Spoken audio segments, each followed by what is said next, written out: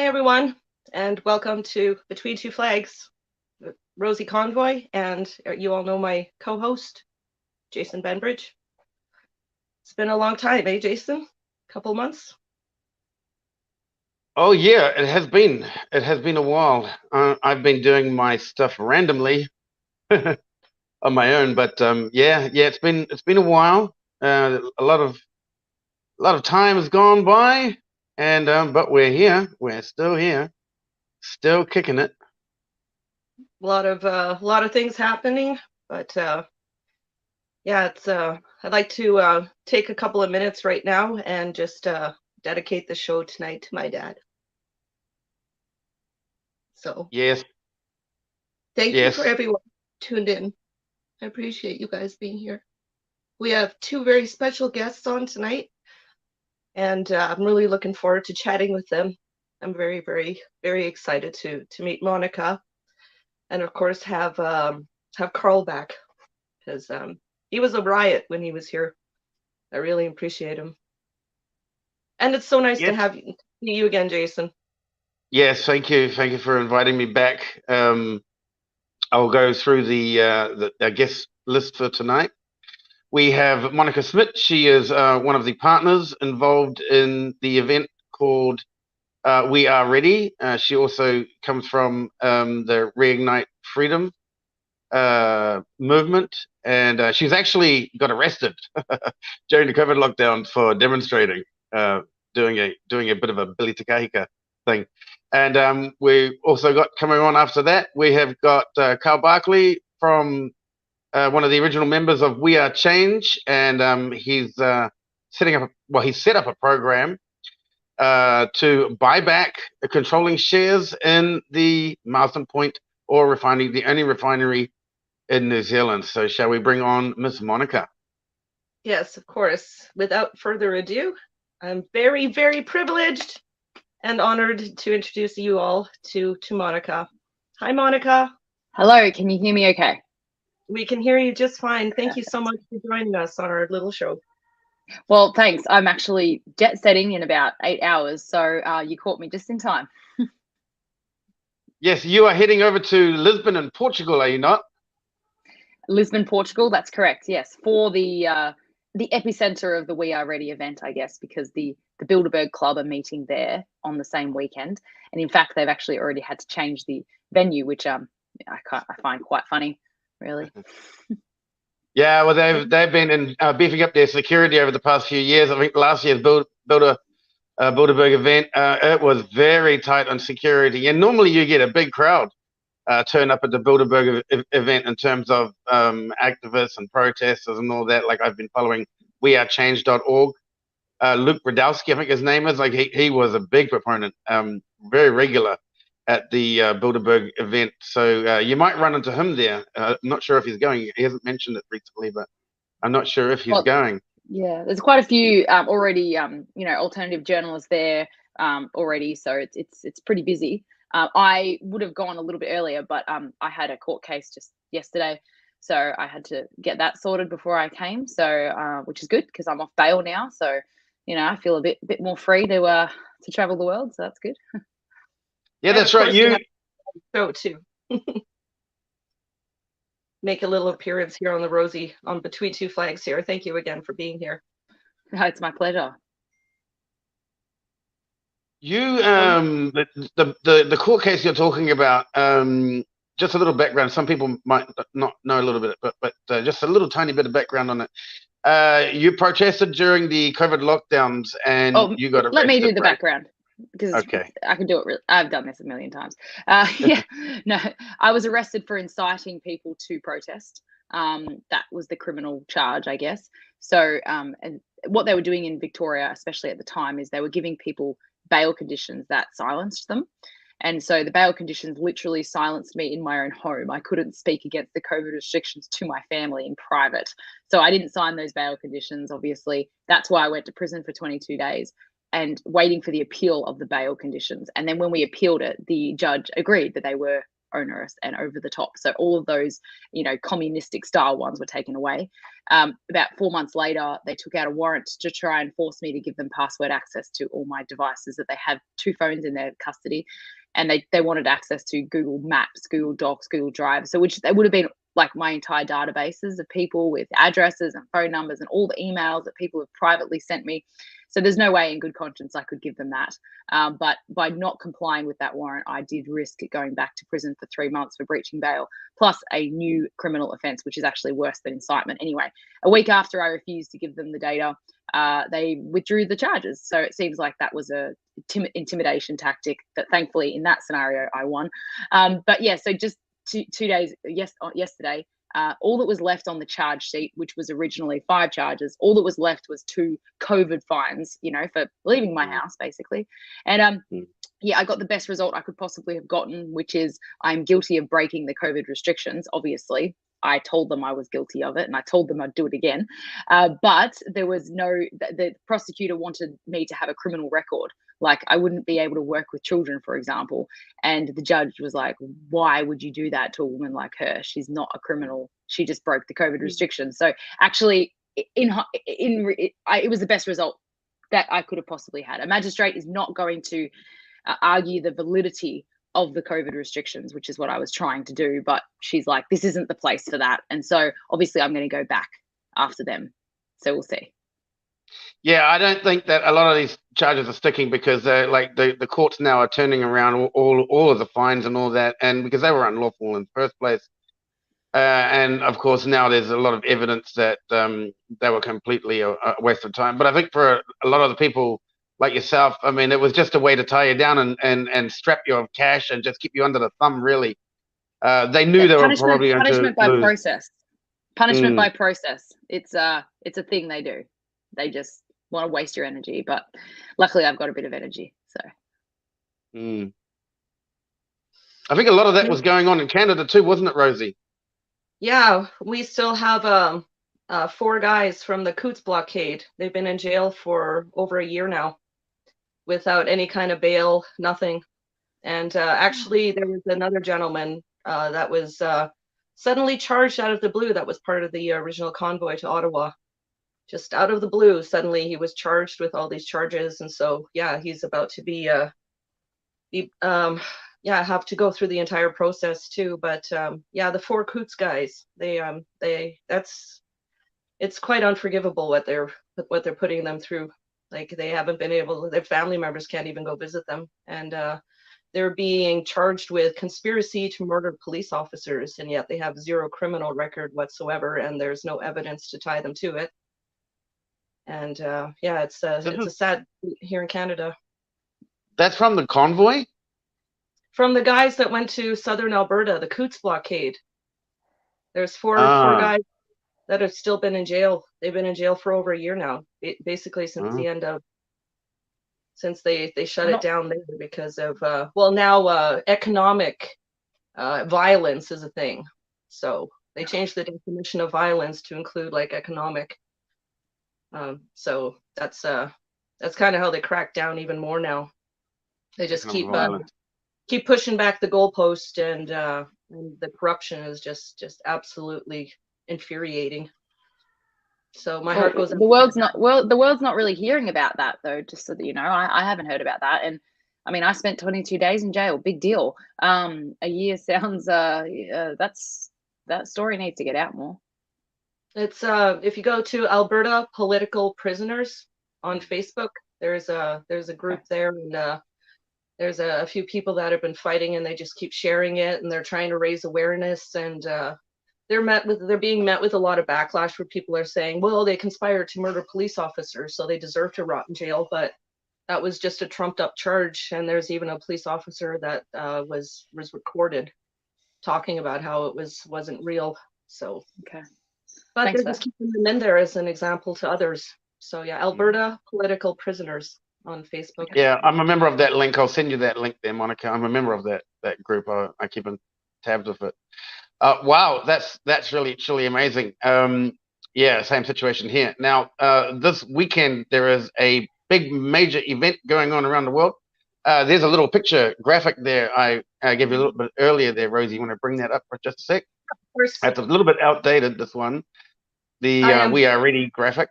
There's a new one.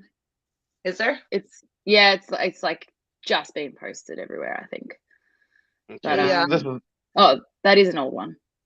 yeah, it's 153 locations. But now, what are the number of locations now? 191. Oh wow. Woo! Oh, that is thrilling. Yeah, we need to update that. I'm very proud to say my hometown here is going to be is registered. Which one? In Kelowna, British Columbia. I'm in Western Awesome. Canada right now. So Yeah, my hometown is registered, so I will be there on Saturday. Canada is definitely overrepresented. Canada, America, is the more, and Australia. I mean, and the UK. I guess okay. There's definitely some gaps in South Africa and in Asia, but otherwise it's pretty full. So you said 191 locations now? Yes. Wow. Yeah. That makes me that's amazing, the turnout. I am. Yes, I'm blown away as well. I'm looking forward to being a part of it, and you actually get to go to Lisbon in Portugal and see it right up close. You'll be a front line, so good for you. I'm proud of you. Very proud of you. Thanks. I look, you know, we've all been through a lot, so there's no point comparing anything like that. But it will be nice to get out of Australia and I don't know, just meet more people around the world doing the same thing, and just I don't know. Obviously, it's been a prison here for us for a while, and a lot of trauma. Just everywhere you look, you know, it's like, oh, there I was shot at, there I was chased, this is where that happened, you know. So change is as good as a holiday. And just while I've got the microphone, I will say that while I'm in Europe, my mission is I'm actually going to be there for about 5 months. So my mission is to leave trails of connections behind me. And what that looks like is Reignite Freedom has a global database, and we can section it down to cities or states. And so I'll just hold little community events, maybe 20, 30 people will show up. Then they can exchange, they can create an email database just for the 30 of them, or a Signal chat or a Telegram chat or whatever. And then I'll move on. So I think that connections, I don't know if we totally understand the importance of these community groups right now. It's when the things hit the fan again and crisis hits, that's when we're going to understand the importance. Because in my humble opinion, I'm not an expert, but makes sense that we're going to be able to withstand tyranny and intimidation a lot better if we have people around us, like maybe 6 more months or 12 more months, because we'll have resources and we'll have people to say, no, you can do it, you can do it. When you're alone, you're so easily brainwashed and manipulated. And look, everything they did during lockdowns was to keep us apart. So people are like, oh, community groups are, oh, big deal. What are you going to do? You're going to go for a walk in the park and have a coffee, and oh, who cares? But guess what? The globalists bloody hate it. They hate it when we make friends with each other, because it's actually very threatening to their mastermind plan. So that's my mission in Europe. So if you are in Europe and you're listening, just know that I will be coming to a city near you, and I'll be hoping to get free accommodation in people's lounge rooms as much as possible, and just like delve right into the European freedom movement and just connect as many people as I can. That's wonderful. That's something I am proud to say here in Canada, because it's such a big country. You automatically feel alone, because takes like 6-7 days to drive across. You know, just going across Ontario, one province, it takes 2 days driving. So all these little towns, they have been networking. They have been keeping in touch with each other and then growing from there. So it really is a thorn in Trudeau's side to know that we're not stopping, and it is the networking, it is the getting together in small groups that will make all the difference in the world. Because I think so. Yep. Strong. We weren't ready. We weren't ready when the COVID happened, right? But because of COVID, we've been able to prepare. So if there was another crisis like similar to that, I'm actually, I don't want to say I'm excited for it, but I'm excited to see the fruits of the labor that has been put in place, and how different it's going to be next time around. You know, we learnt that if we had all said no at the same time, the mandates wouldn't have been successful. We've learnt that. And even people in our movement took it because they needed to do X, Y, or Z. But they know now that if they had said no, we wouldn't have been in the position. So next time around, we're going to have another chance at saying no together. Yeah, fool me once, shame on you. Fool me twice, shame on me. That's correct. Yeah, that was George Bush, that one. Yeah, and it's somewhat of a renaissance as well, because, you know, this is the stuff that's going on at the moment is kind of the symbolism of they think they're building a new empire, but when you look at history, it's actually a collapse of an empire.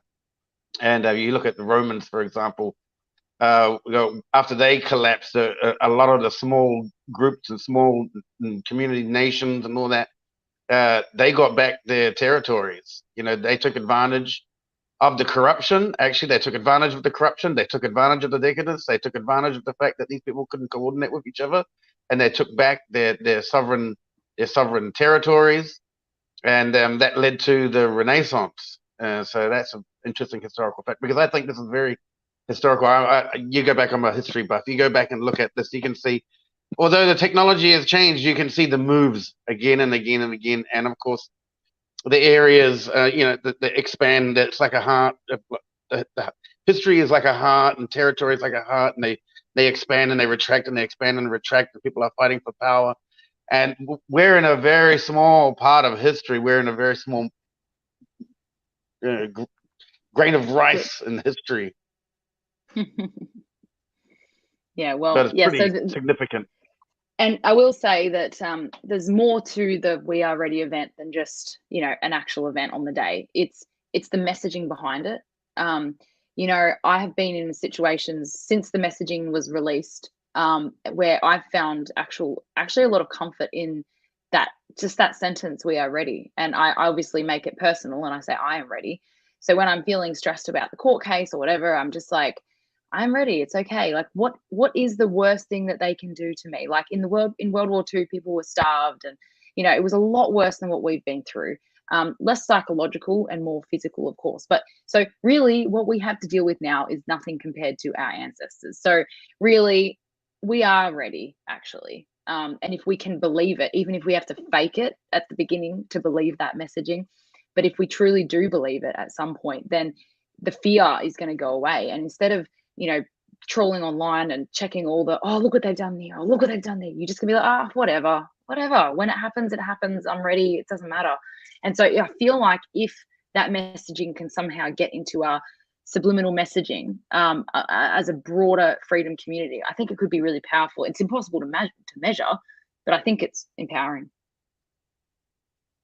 You've said the words that I've really needed to hear lately, because it just feels like the war is coming at us from all fronts, and you don't everywhere you turn, you're just being bombarded with this and that, and that's exactly what I've been doing, is I've been seeing the problems instead of just telling myself that I'm ready for them. So I'm going to take that, Monica, and I'm going to etch it on my heart, and I'm going to use it.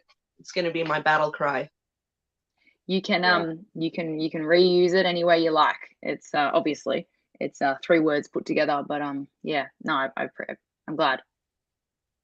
Yeah, even for myself here in Asia, they're not actually going for it. You know, Vietnam and the country next to me, Cambodia, they're not going for this stuff.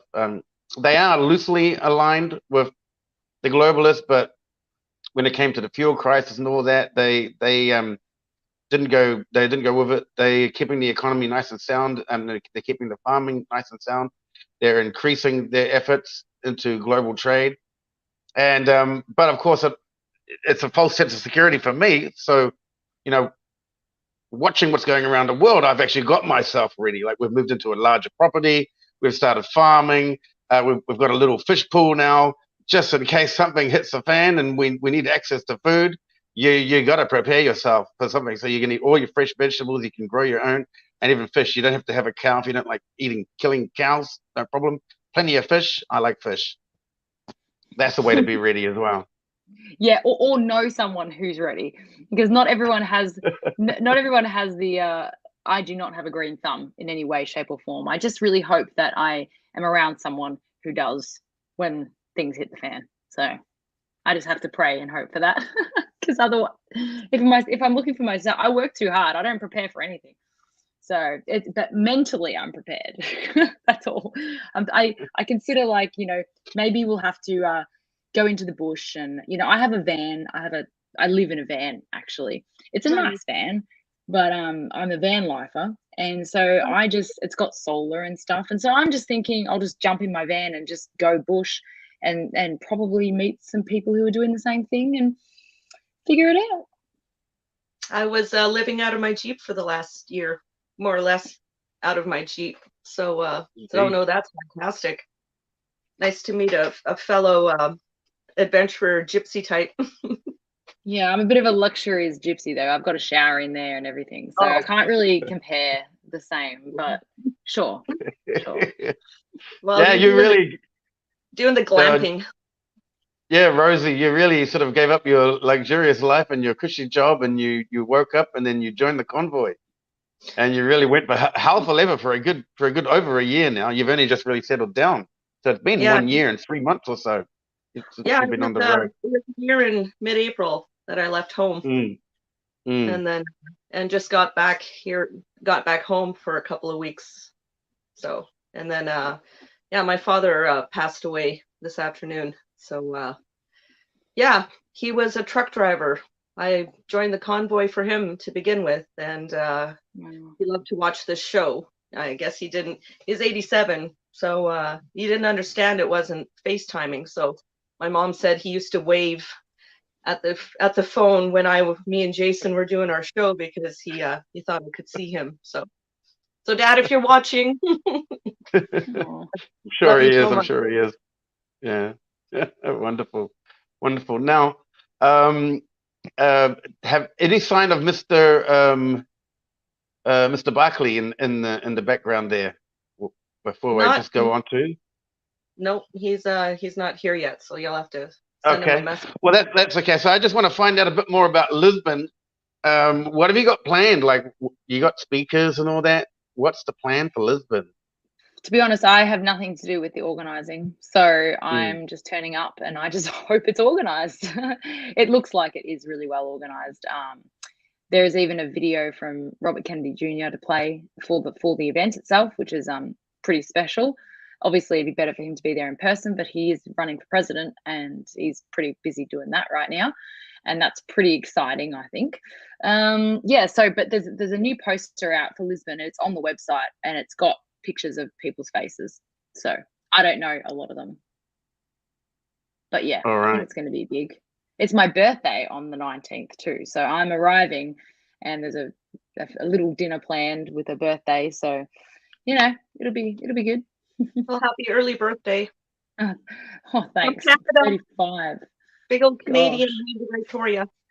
Yeah, thanks.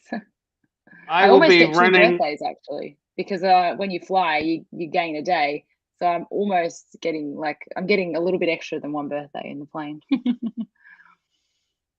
It looks like we have in the background now, but he doesn't have his camera on.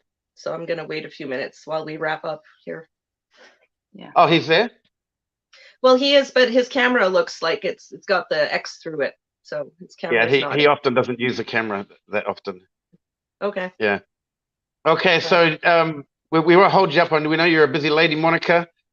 Just a reminder to people from the State of the Nation pages and all the other pages and groups and Rosie Convoy groups that we have and so on, that I will be doing some live streaming from different events around the world. If you've registered, then you would have got an email from Monica, and I've already started scheduling people in already.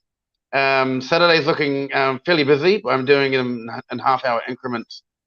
So if you haven't checked your email from Monica after you've registered, check it. You mean from the team, right? From the team. The team that's arranging the background work in that. If you haven't received check your email anyway. And if you want to get on for 15, 20 minutes and talk to the world about what you're doing, we welcome you onto our live stream. I'm going to be doing probably Probably about 12 to 14 hours the first day, and then depending on, because it's laying over 2 days, we've got the American time, which is a day and a half behind, or a You day got this. behind. Yeah. You are ready. So we'll We see are what ready. happens. And can I say as well that there will be an option, I believe, I've been told that there's going to be an option on the website to submit a video or photo or even some text about your experience at the event. So afterwards, make sure you send the team that stuff, because then they can maybe make some nice videos, like by mushing all the cool stuff together. And I will say that from what I understand, it was supposed to be a once-off event, but it's been far too successful to be once off. So you know, you've got the worldwide demonstration group as well, and it unfortunately ended up being on the same date. It was basically an accident, but I believe the We Are Ready website has quite a few of the worldwide demonstration posters on there as well.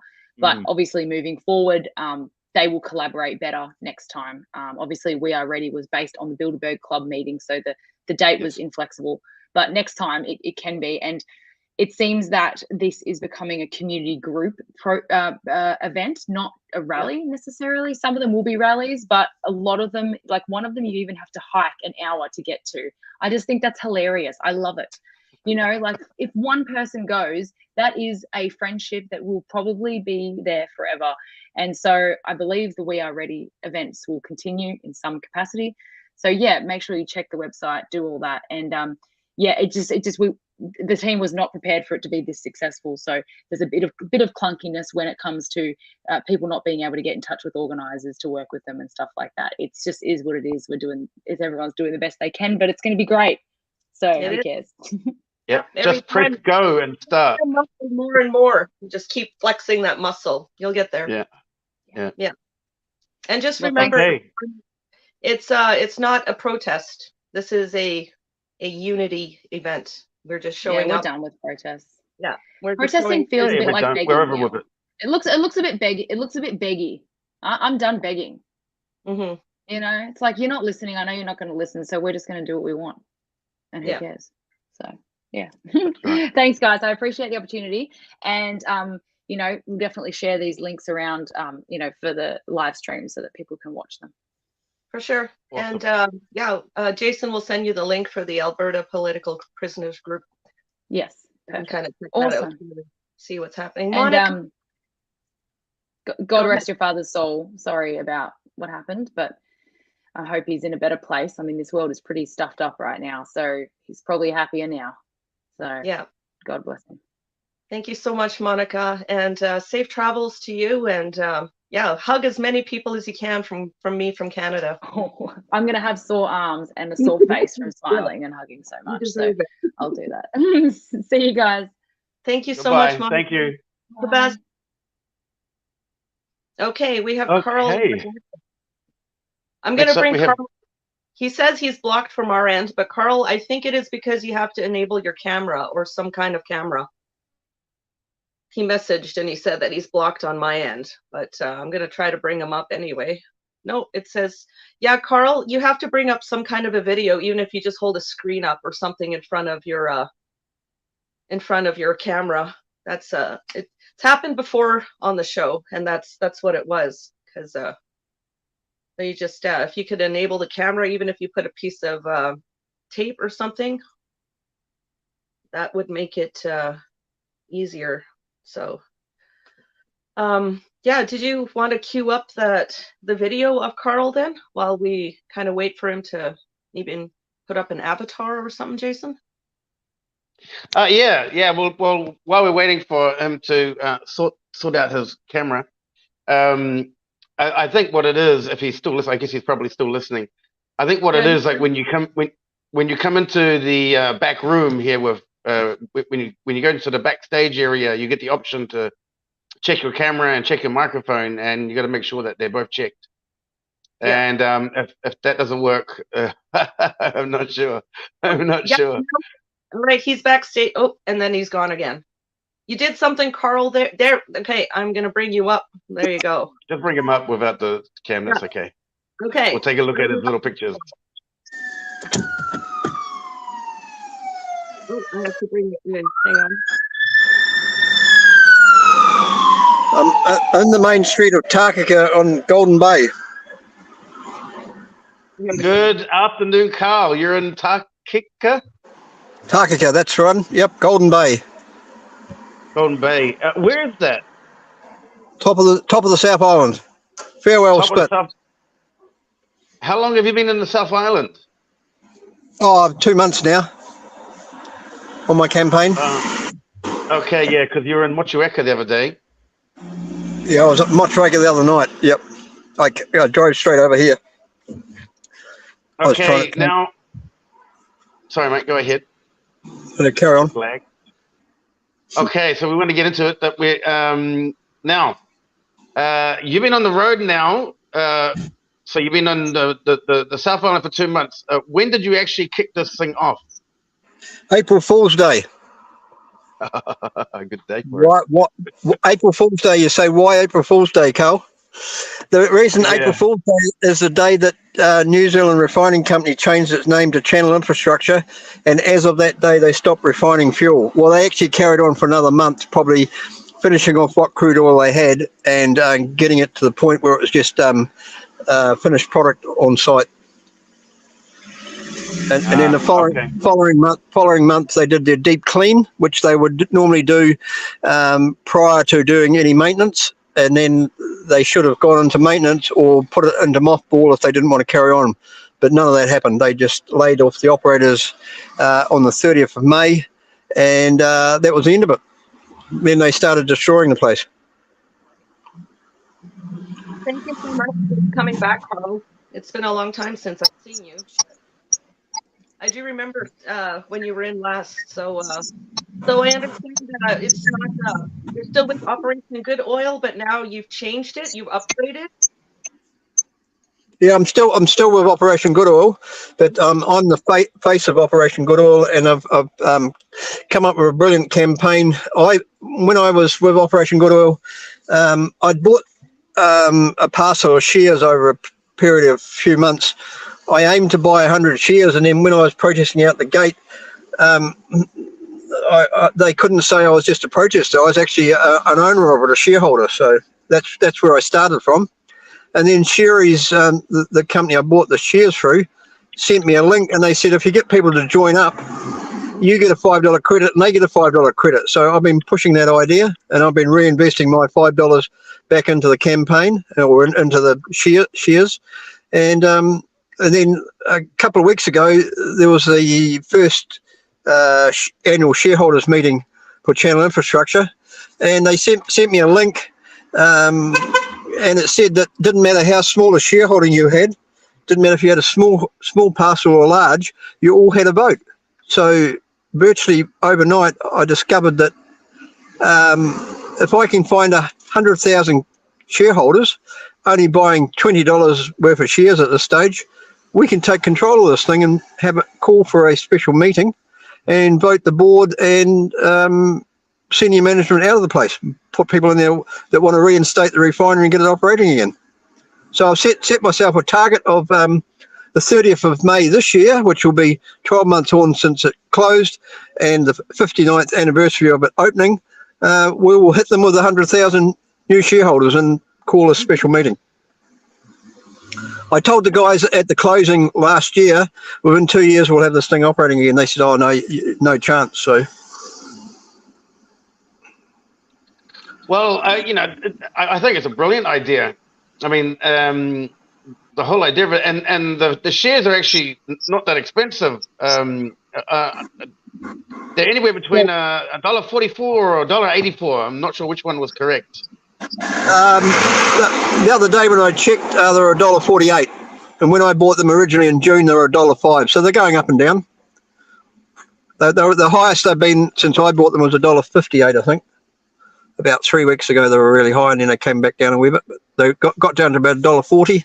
Now they've gone up to about 48. So they're up and down. But it's not about the money and making money out of it, which you will if you've got shares in it. It's about getting a big group of people that have got the same views and who want to get this thing back in the hands of Kiwis. Yep. And the other day, the people at my meeting said, "Oh, you need to get a bit more information for us, Carl. How many shareholders there are and all that." and somebody put it up, and it showed that we had 53% public shareholding already. So it's without even my campaign really hitting it off yet. 53% is quite a lot. That's a majority. That's a majority control already. Yep. We just got to engage those people in some sort of campaign to take it back. Yeah, that's quite encouraging, actually. So, well, if I find 20 or 20, if I find another 20 or 25%, we'll be over 75% control. Yes, that's very positive. So I'm just reading the information from this is a sticker, looks like. So it's a buyback control of Marsden Point, New Zealand's only oil refinery.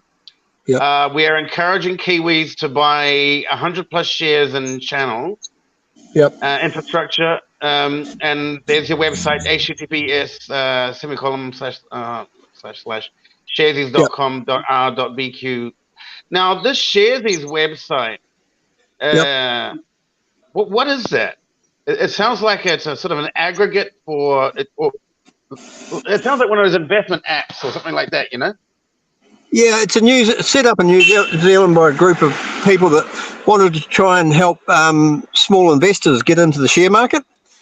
Mum and dad investors that want to have a little dabble. But when I looked at buying shares in Marsden Point ages ago, I went to a couple of the share brokers like Craig and Partners or whatever they are, and they said, for us to manage your shares, you need to buy $5,000 because we take $70 annual fee out. So you had to have quite a substantial parcel of shares to get some return so they could take their money out of it. Whereas the Sharesies thing charge you a really minimal amount time per times your like I keep reinvesting, so I'm putting $25 or whatever people the credits I'm getting, I just keep putting them back in. But it's very minimal amount. They're taking like a couple of cents, maybe $1 transaction. I think up to $25. I think the maximum they take. So, is there a link, Jason, that we could share in the chat? There's a request. Yeah, there is. I can do that right now. Yeah, somebody wants to get on it. So it's quite critical, people, if they want to join, and I know they've joined, is to use the HPTTS thing that you just said before, and we'll put that up shortly, just as that only and nothing else. Don't register with Sharesies, because then you miss out on being part of that, and you have to join just channel yourself, which is not a problem. I don't mind, but I'm trying to keep track of everybody that joined. And when you do join, email me that you've joined or text me that you've joined with your details, and then we'll put you into a database. And once we start growing some numbers, I'm pretty sure I'm well over 100 people now. I'm going to sort that out the next day or two and put that up. If those 100 people find another 10, we've got 1,000 people. What I'm aiming for is if I can find 1,000 myself, and they find 10, that's 10,000. They find 10, that's 100,000. Just overnight, we've got it. We've cracked it. And as Chairman Hillary would say, we've knocked the bastard off. He's the man that climbed Everest, in case you didn't know there. Rosie. I didn't know that. I learned something else new today. Sir Edmund Hillary was a beekeeper from down Canterbury, and when he climbed Mount Everest with Tenzing, the Sherpa, he said, "We've knocked the bastard off." Okay. Yeah, that's his famous word. And what was his name again? Because I'm going to try to. So Edmund Hillary. Edmund Hillary. Okay. Edmund Hillary. Yeah. Okay. Yeah, he's pretty famous for a New Zealand fella. Yeah, he's the first. He went on from there to look after the people from. It must be Chile. Is Tibet? It Chile? Tibet. Sorry, yeah. In the Himalayas, the Himalayan people, because they looked after him. Him and his wife went back many times and set up hospitals and schools for them, and then his son Peter carried the trust on. Oh, that's Amazing. Yeah, he's a bit of a legend. He's a bit of a legend in Tibet. Like, if Oh, yeah. you ever mention the word New Zealand, they automatically know. Oh, it's Edmund Hillary. Oh Yeah. yes, we know all about you. We have a very good relationship with New Zealand. They love New Zealand. The Tibetans. Yeah. I know quite a few of them online. But Yeah. if that He's almost like a god to them. They worship the land he walks on. the Not- mountain he climbs on. Yeah. If Now, it wasn't for Tenzing and the other Sherpas, Sir Edmund would never have got to the top. no, That's he wouldn't have. I met him recently, well, not recently, but several years ago down Southland at the Vintage Machinery Crank Up down here. He was our guest speaker. He's in his late 80s. He was very frail, but he still spoke well. And we had Colin Meads here as well, old Pine Tree. So between the two of them, we had a good evening the Saturday night when we had our little function. That's amazing. What a legacy. Yeah. And he's on our $5 note, I think it is. I haven't got one in my pocket at the moment, but that's it. Okay. Yeah, he's been on some. I haven't seen any New Zealand money for quite a while. Yeah, he should be on. He should be on one of them. One of the notes there. I'm pretty sure it's the $5 one, because everybody has a $5 note in their pocket. If it was a $100 note, not many people would see it. If you get my drift. Can I go over this again? So I've just dropped the link, the sharesies.com link. So people they can buy them there, and then they should email you. Yeah, email me or text me and let me know they've done it. Give me their name, because Sharesies every now and again tell me somebody's joined through the thing, and I just get a first name. I don't get a surname. So if they send me their whole name, I can then and their contact details, I can add them to our database. Got it. Okay. So I'll pop that. So but you've got to go to the https /sharesies.com/small r/capital B capital Q 9 capital Q capital B6. If you go on that link, it works straight away. Other people are going Sharesies, and then they say, "Oh, it's not working." I said, "Well, go back and read what I said." Yeah. Follow the instruction. That's right. Yeah, I've taken a look at it. And you follow that link specifically. Yeah, and then it asks you to provide either an Australian passport or a New Zealand passport, and then it takes you through the motions. Yeah, the reason they want all those securities is because they're handling your money, and they want to know that the person they're going to give the money back to is you, not somebody else. So yeah, that's right. That's what they call onboarding. No Canadians allowed to invest. But from what I understand now is somebody that puts in as little as $20 is going to get a voice in it, and if you go on this link, they're going to get the first $5, so it's only costing you $15. .co.nz. Okay, I'm just typing that in. Awesome. And where are you off to in the next couple of weeks? Are you heading further south, or are you heading up? No, I'm heading back to North Island. By the 30th of May, I'm going to be back in Whangarei. I've organised a meeting there. I'm going up to Collingwood tonight. There's a meeting up there, which is an impromptu one that they've invited me to. It's at the Mad Cafe at Collingwood. So it's going to be a lot of alternative lifestyle awake people up there that still realise we need fuel. And then I'm heading back over to Motueka. There's supposed to be something with Voices for Freedom with signage on the road tomorrow. I've just been done. Takia's got people standing every Wednesday at lunchtime on the corner down by the Telegraph Hotel, or what's the other thing called? Roots Bar, which is roots of trees. Every Wednesday, because during COVID lockdown, they always had people there as a safe place for people to go if they were concerned about what was going on, and they've carried that on. Every Wednesday they hold that public meeting there with signs. So if anything goes wrong again, people know that there's people in this village that can help them. A good community. Yeah, we were just talking about that with Monica Smit, We Are Ready campaign people. Yeah. just having that community there is really, really super important. And Wow. They were talking about that. So she's at the because I've got on my van reignite freedom.com, which was part of that originally. yeah, that's right. Reignite Freedom. That's right. Yeah, that's how we sort of got started, and then it got into the global walkout, and now it's We Are Ready. So Okay. technically, We Are Ready is a part of the global walkout. Technically speaking, Yep. We Are And Ready is kind of like. And Buying Back Marsden Point is part of that because we'll own it and we'll be ready. Yeah, definitely, you'll be ready. Yeah, and people can buy your T-shirts as well.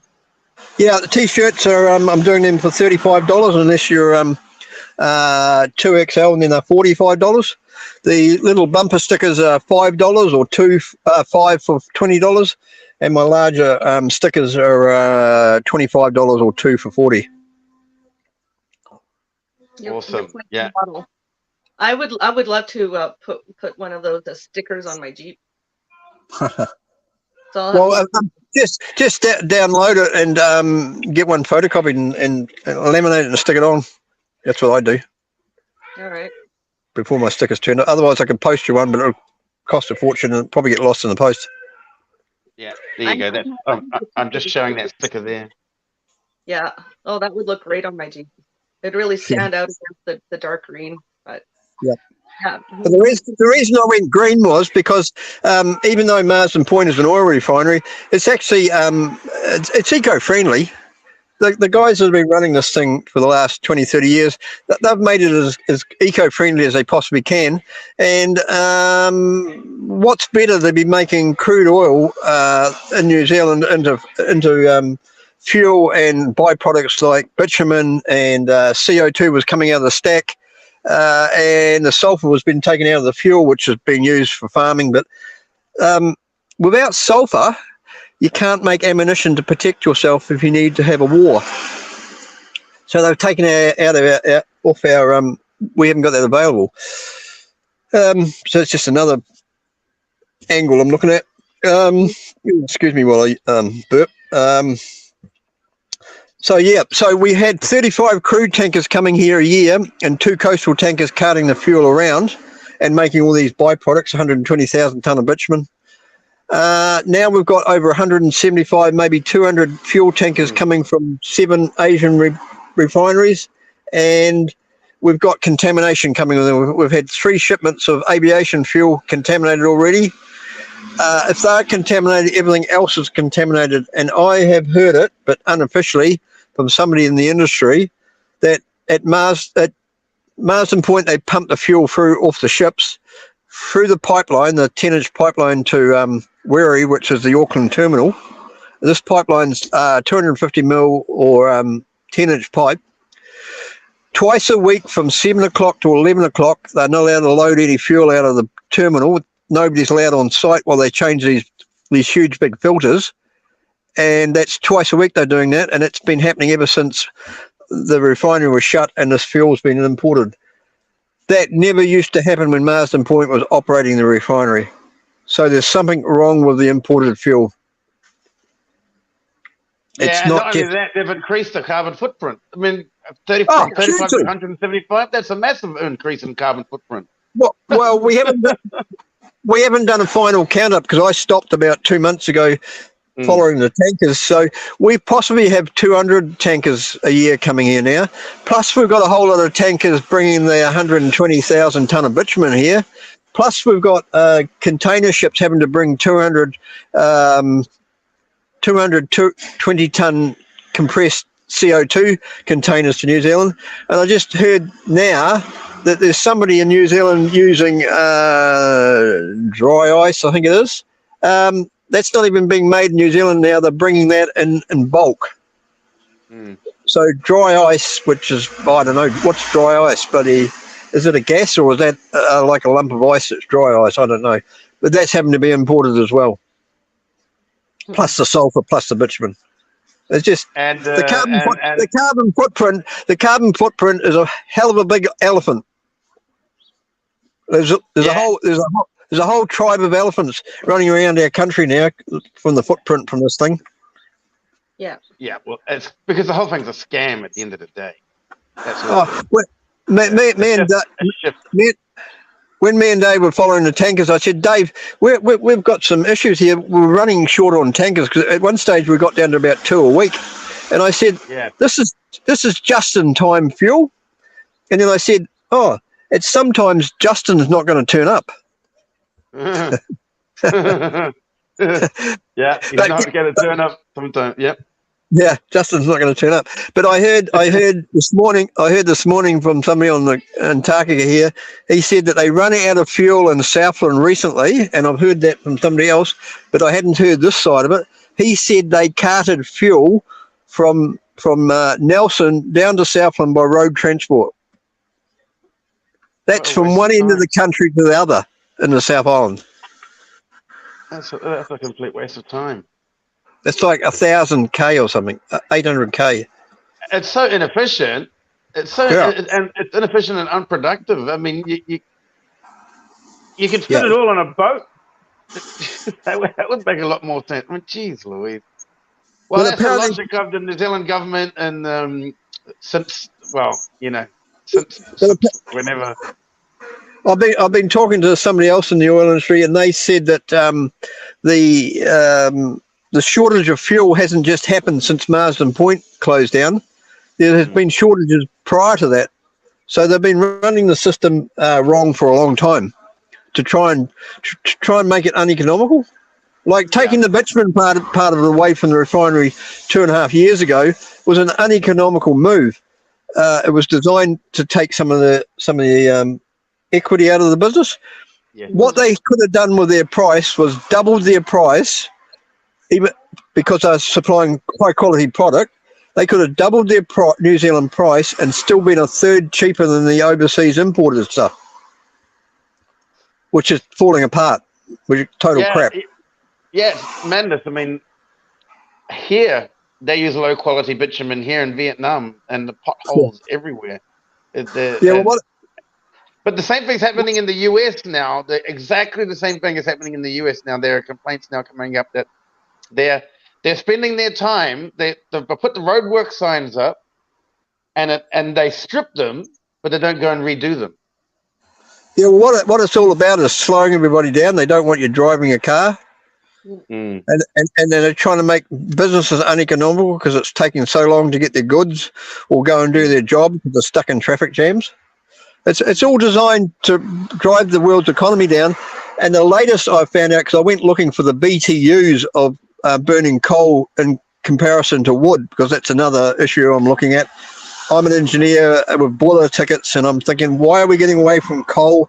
How bad is coal compared to wood? Because they're both producing carbon, because they're both from carbon. And I discovered some documents stating that coal is actually less environmentally dangerous than burning wood, because you have to burn a lot more wood. You end up with a bigger carbon footprint because you're extracting all this timber out of the forest, and you got all these Merv Solly said today it's 5 times more wood chip or wood pellets compared to a ton of coal to get the same amount of heat. And you don't actually get the same amount of heat because coal gives you 27 million BTUs per ton, and all wood gives you 14 million BTUs. Yeah, we love it here in Asia. It's used all the time. Barbecue buffets are very popular here. Barbecue buffets. And what do they use? Wood, charcoal? Charcoal, yeah. They prefer, because it's superior when you barbecue to use the charcoal. Yeah, but it's when it burns, it's still making carbon. Yeah. Still making carbon in the atmosphere, but they just say, oh, but it's not coal carbon. Yeah. Coal carbon's dangerous. It'll kill you. Bullshit. Mm-mm-mm. Do you know how much carbon comes out of your lungs? Do you know how much carbon comes out of your lungs? Yeah, plenty. You see those people walking around wearing a mask and it says N95? Oh, yeah. 95 times more CO2 comes out of your lungs than what's in the atmosphere. It goes from 0.04%, which is 400 parts per million, multiply it by 95, it's 38,000 parts per million in every breath you breathe. You breathe 12 or 20 times a minute. If you're wearing one of those stupid face masks and hold 5,000 parts per million of that breath against your face, which should have been expelled, you end up starving your brain and organs of good oxygen because you're breathing in all that dirty CO2. It's just a no-brainer. That's why people are getting crook from wearing masks. Yeah, I have to spend all my time explaining this to my students. Like a majority of them have eased off now. Like probably there's a little over 60%, 70% who are not using them anymore. But I don't know, about a month ago, I think they were trying to the WHO was trying to re-kick off the WHO, and so they just did a surface statement that COVID is coming back, please wear your mask in public. But most people didn't buy into it. But you still got some hypochondriac type people, paranoid people, who are forcing their kids to wear the mask in the class, and of course I have to teach them. And I have to spend a lot of my time explaining to them that you're not a tree. You don't breathe carbon. You breathe oxygen. You're not a tree. You're a human. Yeah. You know? Well, the trees breathe the carbon in through photosynthesis to give us oxygen. They breathe out oxygen. So they're making out oxygen. The CO2 that's at 400 parts per million in the atmosphere, and it can be more than that, but when you're breathing it in, you're breathing it in with oxygen and nitrogen, so it's got its right balance. What happens with that tiny wee bit of CO2 when you breathe it in through your lungs is it goes to your heart, and your heart says, "Oh, there's more CO2 than oxygen. I need more oxygen in my body." So it starts pumping blood around your body, which has got oxygen from your lungs, and that's all the CO2 is to stimulate your heart to start pumping. Yeah, that's right. That's right. And we can thank Maurice Strong for this whole climate change hoax. Who's Maurice she? Strong. Everybody, look it up. Maurice Strong. They call him the man without a country. He goes all the way back to Deng Xiaoping from the communist China. He's reportedly the love child of Deng Xiaoping and a CIA asset. And he calls her the woman. He calls her auntie. But we suspect that because Maurice Strong and Deng Xiaoping are a spitting image of each other, that it was actually his mother. And there's a documentary called The Climate Change Hoax, and and when I was watching that, he was in Beijing teaching corporations how to get through the carbon point scam. You know, they teaching them how you can trade carbon points to bigger corporations that need more. If you're a smaller corporation, you can sell your points so they can legally pollute. It's got nothing to do with environmental issues. The thing is, we've got all these good farmland in New Zealand, thousands of hectares of good farmland. They want to plant it in carbon credit pine trees to mitigate. Hello, you're sucking the carbon out of the atmosphere in New Zealand to mitigate a problem that's on the other side of the world. We're not taking your carbon. We're using up our carbon that we need to survive on. That's right. Yeah, and New Zealand is definitely no threat to the world at all. Not at all. No threat to the world at all. And it's all a big gaslight. It's all a big gaslight. Yeah, the whole thing. Yep, burning coal, using, and they talk about oil as being fossil fuel. I had this argument with scientists yesterday or a couple of days ago. I need to look into it a bit more. From what I'm told, it comes from wood. Oil comes from wood. Wood is a carbon. That's why they call it a hydrocarbon. Fossil fuel was supposed to be from dinosaur remains or oil out of the dinosaurs.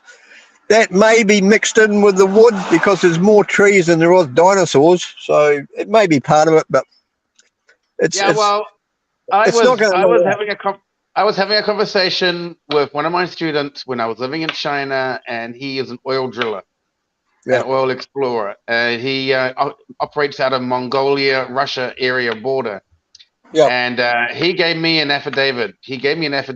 And he stated that oil is abiotic, and it's produced from inside the earth, and it comes out continuously. And then once you empty a well, you just have to wait like 4 or 5 years and come back, and the well is full again. Oh, yeah, short as that. Okay, that's nice to know.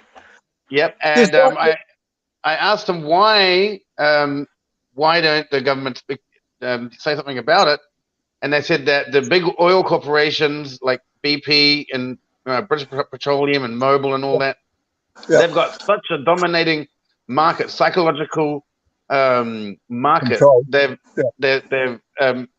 It's a psychological warfare that they've put on people with this whole fossil fuel business. That even if the Chinese government came out and said oil's abiotic, nobody would believe them anyway. Yeah. So it's abiotic. Yep, it's abiotic. Okay, I must look up that, see what it's talked about. Yeah, and I actually knew this about 10 years ago. 10 years ago it was abiotic, and before the Chinese even told me, I was listening to a Russian guy on YouTube of all places before everything got censored. The golden days in 2006, 2007. They were talking about oil being abiotic. Oh, okay. And of course, look at OPEC. During 2003, 2004, they call it peak oil. I was looking at the OPEC websites, and they were slapping each other on the back, saying business has never been better. So scarcity. It's all about promoting scarcity to control the prices. What's copper worth? I don't know. To be honest, I don't know about copper that much. I know that gold is also apparently, from talking to the miners in the Philippines, because I did actually spend quite a bit of time up in the mountains talking to different miners and looking at different operations and bore mills and all that. That I've been told that not as frequent as oil, but they said to me that gold grows. Oh yeah. Yeah. Wow. Okay. Yeah, interesting that one. What's the word? It oozes out of the ground. It comes up from fissures and brought up with hot water and steam into the quartz and that, and then the bigger the vein ends up being our nuggets, because it gets broken off and banged up. But when you see it in quartz, it's infused into the quartz. This lady has just come up to me and given me a large coin, and it says, it's quite thick. It says on it, "Freedom to flourish," and it's 1 ounce 999 fine copper. She said, "That's yours." She said it's pure copper. So I'm going to keep that. Lovely. I'm a silver man myself. And looking at your photograph, the golden gumboots, gold panning lesson 20. I want that. I got a very good friend of mine who's an avid gold miner in the Philippines, and back in the day, he used to hang out with that Alan Bondy dude. You know him? Remember him? Alan, I'm not sure. Alan Bond. That thing with me, gold mining. I won. Where the thing is it? I'm down under my van there. I can't show you. The camera's not working. I got this little lump of gold. It's in a pendant hanging around my neck. It's the 30th anniversary gold nugget. They had the gold panning contest. They had what they called stake your claim, and for $10 you got a big 6-inch nail and a paper plate with a number on it, and they had a grid pattern. It was A to Z across this block of land, a small block of land, and you went and chose where you wanted to stake your claim. So I thought, way in the far corner, nobody's working the mine over there. I'll go and stake my claim over there. It might be a good spot. Anyhow, we came close to my one, but somebody else won it, and then we're down to about the fifth to last lot of envelopes, and my number come up virtually on the spot where I had it intersected. And they said, "What envelope you want, Karl?" And I looked at it, and it was either 15 or 17. I said, "Oh, been a long time since I was that age. I'll take that one." and it was the gold nugget. Nice. So I had it put on a chain. Nice. It says 30th anniversary one. So yeah, no, Nice. it's very simple. I have edited an ebook called Treasure Hunting in the Philippines: A Beginner's Guide, and it's all about gold mining. It's all about gold mining, and it's written by a fellow who was the right-hand man of Alan Bond, and they ran the gigantic super pit out of Australia back in the days. Yeah, so that's actually on my YouTube channel. It's actually in the popular videos. It's one of the more popular videos that I've got. His name is Wonka Kelly. So we have a lot to do. I might consider that actually now because I'm in Vietnam and it's pretty much very similar geography to the Philippines. So I might dig a hole in my backyard. I've got about 1,000 square meters. You might find some big potholes in there soon. Go and look for black sand. Look for black sand. If you find black sand, you'll find gold. Awesome. Usually. And glass. That's Rosie. really good. Yeah. Yes, madam. Yeah. I think we're at the 1 hour mark. Are we going to yes, keep we are. going for a little bit more? Because I just want to remind everyone too about the We Are Ready. The website is www.weareready.world. So, because I totally forgot to mention it earlier when Monica was on the show, but yeah, I'm kind of got urging to be with my family now. So I think I'd like to wrap it up. If that's okay with you, Jason and Carl. Yeah. Wishing my condolences there, Rosie. Sorry about hearing. Was it your father, was it? Yeah. I'm sorry. Yeah. What age was he? He was 87. Oh, that's a lovely age. Lovely age.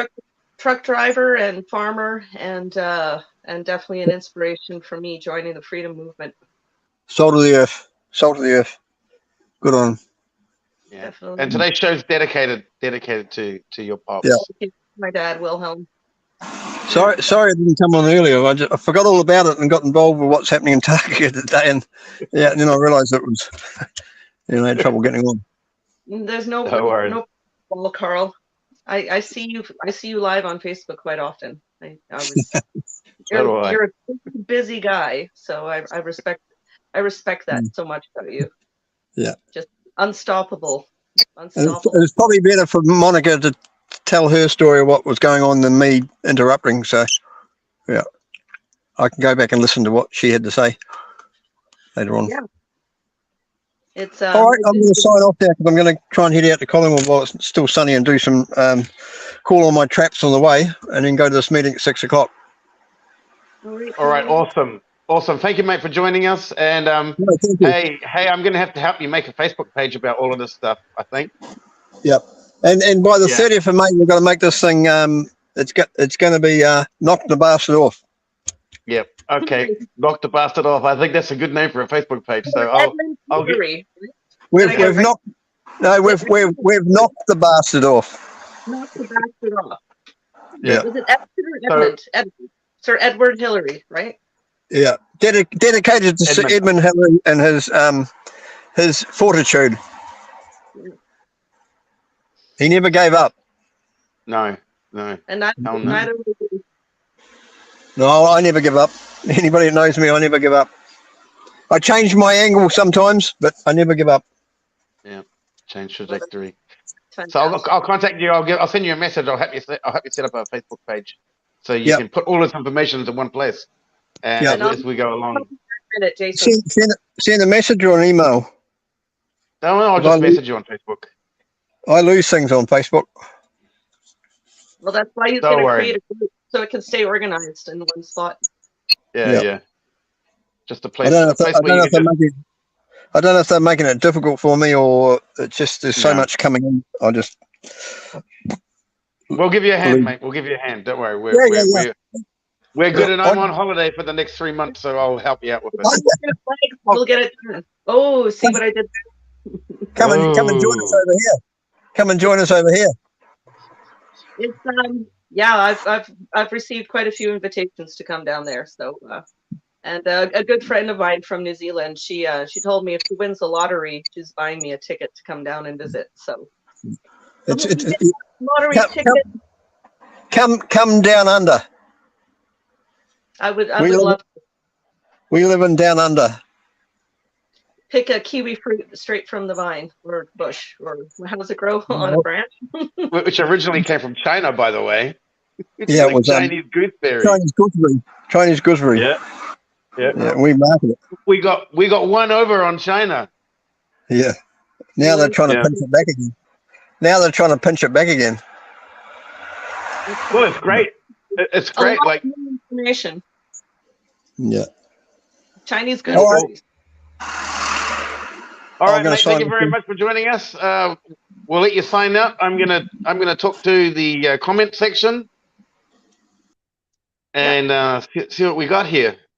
All right, so we got Big Dice, Andy Heinrich, Dragon Classy Diamond Art. Oh, I like that. Yeah, Lily Bing, Lily Bing. She's a returnee. So is Big Dice. We've got Wanda McLean. yeah. Laurie Dawn. Laurie Dawn's fantastic. I stayed at her place in Thunder Bay when I was coming back west. And we got Barb Ziegler. She's Barb a returnee. Yeah, she came out to Port Hope to meet me in person when I was in Ontario still. Super nice. 613. Yep. Canada, you need to know. Yes. I like that. Canada, you need to know. Yeah, he's what? Canada, you need to know. He's a good guy. I like him. He's a good man. Stop by to hit the like button. Thank you, Canada. You need to know. Tina Poon is there. Dickhead with Dave again. He's back. Dickard. And me, of course. Me. I must be an admin now or a moderator. My posts are going through. My comments are going through now. Are they? Because apparently you didn't have a wrench, and later on in the chats here it says that if you refresh your page, you'll show it that it disappears. Your links that you posted. So I have to remember to make you a moderator. I can't do it while I'm on. It has to be before. Okay. Well, they can just go to. You don't have a Facebook page, do you? I do. You do? Rosie Convoy Facebook page? Rosie Convoy has a Facebook page. Okay. I mean, I have a Facebook page. Yeah, I do. I'll send you the links and you can post them yourself. There's only 2 links there today. Hard play.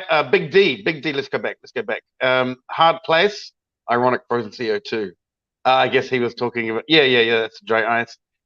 Selena McDonald. Big D.